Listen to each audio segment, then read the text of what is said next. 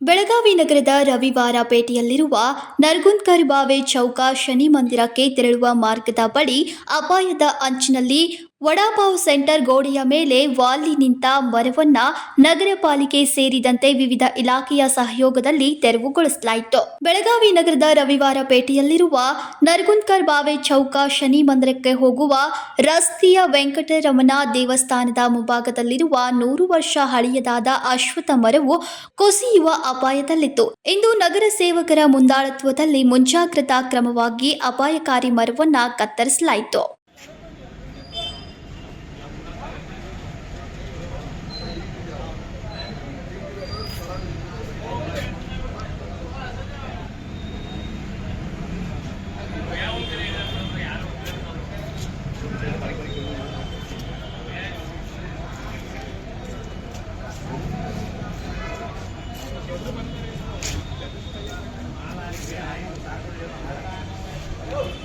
ನಗರ ಸೇವಕ ಜಯತೀರ್ಥ ಸೌಂದತ್ತಿಯವರು ಸುನಿಲ್ ಬಾಳಾಜಿ ಪವಾರ್ ಎಂಬುವವರಿಗೆ ಸೇರಿದ ವಡಾಪಾವ್ ಸೆಂಟರ್ ಇದೆ. ಇಲ್ಲಿರುವ ಬೃಹತ್ ಮರ ವಾಲಿದ್ದು ವಡಾಪಾವ್ ಸೆಂಟರ್ನ ಗೋಡೆಗಳಲ್ಲಿ ಬಿರುಕು ಬಿಟ್ಟಿರುವುದನ್ನು ಗಮನಕ್ಕೆ ತಂದಿದ್ದಾರೆ.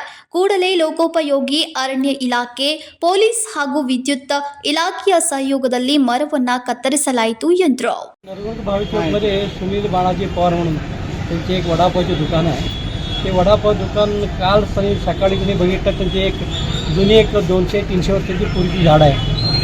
ती झाड काय झालं अचानकपणे ते खालच्या बेर म्हणजे फॉरेस्ट त्याच्यातून लूज झाले आणि समोर तिथे दुकान काय आहे तिथे एकदम क्रॅक पडल्यामुळे तिथे घाबरून त्यांनी मला काल सकाळी मला त्यांनी मला बोलले साहेब असं झाड थोडं कोसळले आणि भिंतवरती पण ते भिंत असल्यामुळे त्या भिंतवरती टेकून राहिलेले आहे. त्यामुळे कधी पण पडायचे संभव आहे.